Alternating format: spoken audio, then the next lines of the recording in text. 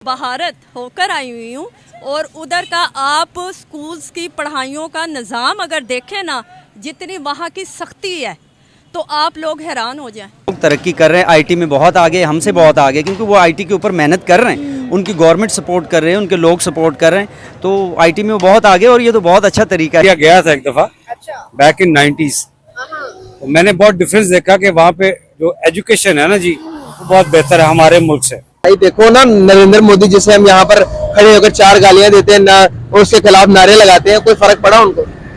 दुनिया की इतनी तरक्की करके कोई नहीं फर्क पड़ा उनको। क्या फर्क पड़ता है? फर्क हमें पड़ गया ना, हमें पड़ता है। 3 साल का बच्चा घर से उठा के लेके जाते हैं। वाकई? हाँ वाकई। और गांव के, शहर के नहीं, हाँ गांव में स्कूल और खिचड़ी वगैरह जो बच्चे खाते हैं वो छोटे छोटे को देते हैं और घर से खुद उठा के लेके जाते हैं।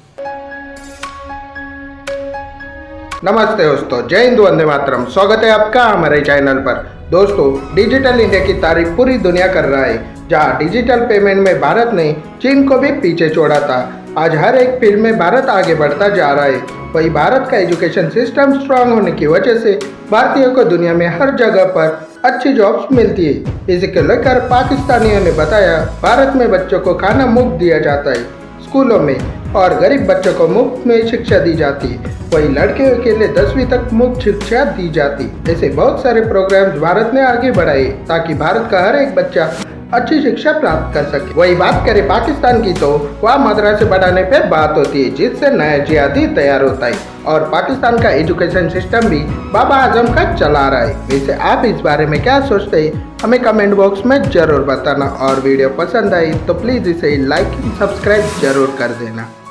एक्चुअली इंडिया गया था एक दफ़ा बैक इन 90s, तो मैंने बहुत डिफरेंस देखा कि वहाँ पे जो एजुकेशन है ना जी, वो बहुत बेहतर है हमारे मुल्क से। हाँ, बदकिस्मती से 90s की बात बता रहे हैं, तब भी एजुकेशन एग्जैक्टली और वो बहुत ही ज्यादा, जिसको कहते हैं ना, देश प्रेमी टाइप है। हम नहीं है, आई एम सॉरी टू से।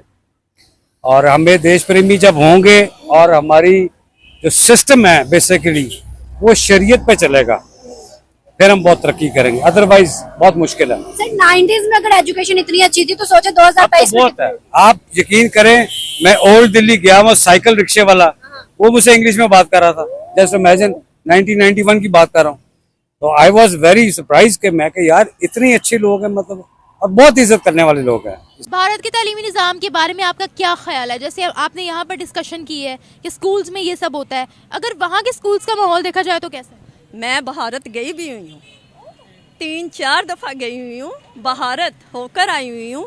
और उधर का आप स्कूल्स की पढ़ाइयों का निज़ाम अगर देखें ना, जितनी वहाँ की सख्ती है तो आप लोग हैरान हो जाएं। क्योंकि क्या सख्ती है वहाँ? ये सख्ती है कि हर चीज़ वो एक लफ्ज़ टू लफ्ज़, जिस तरह ट्यूशन, बल्कि ट्यूशन वाले भी नहीं चेक करते हैं, जो चीज़ एक इंटेलिजेंट माँ चेक करती है ना, जिस तरह मैं करती हूँ चेक, इस तरह इंडिया वालों का है। ये निज़ाम है उन लोगों का। तब भारत वाले वो ऐसे ही नहीं फर इंग्लिश बोल रहे हैं, वो ऐसे ही नहीं फर आगे आगे बढ़ रहे हैं हर मामलात में। उनका तालीमी निज़ाम अच्छा है। उनके स्कूल्स को विजिट किया था?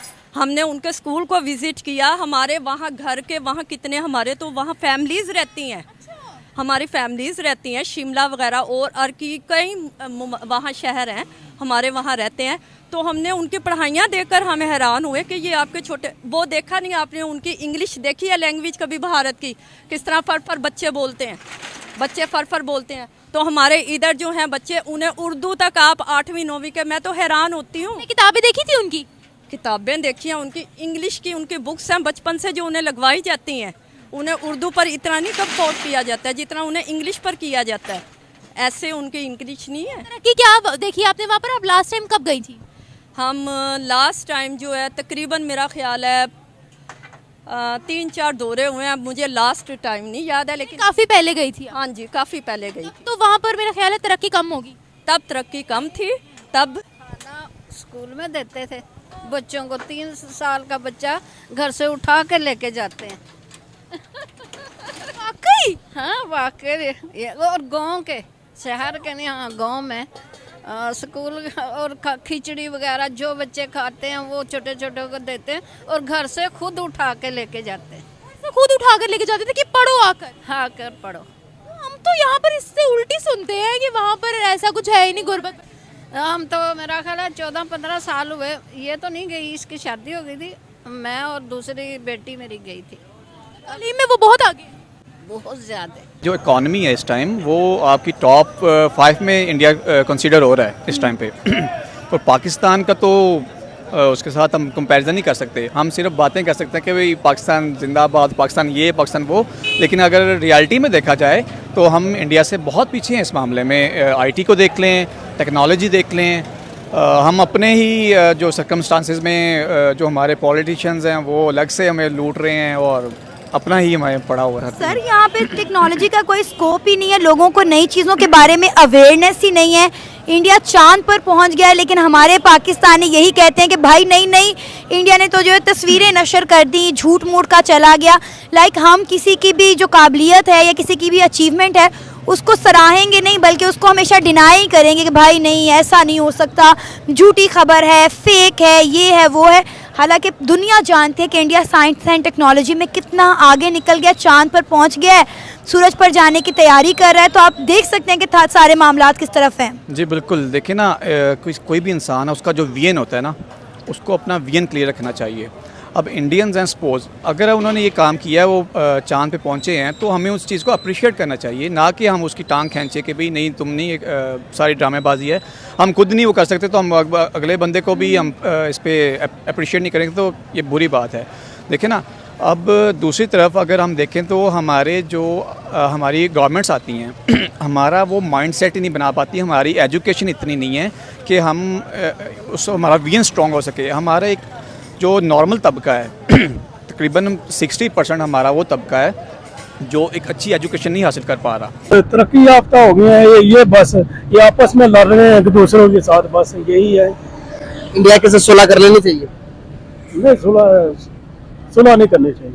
सर वजह बता दें सुलह ना करने की। वजह ये है कि वो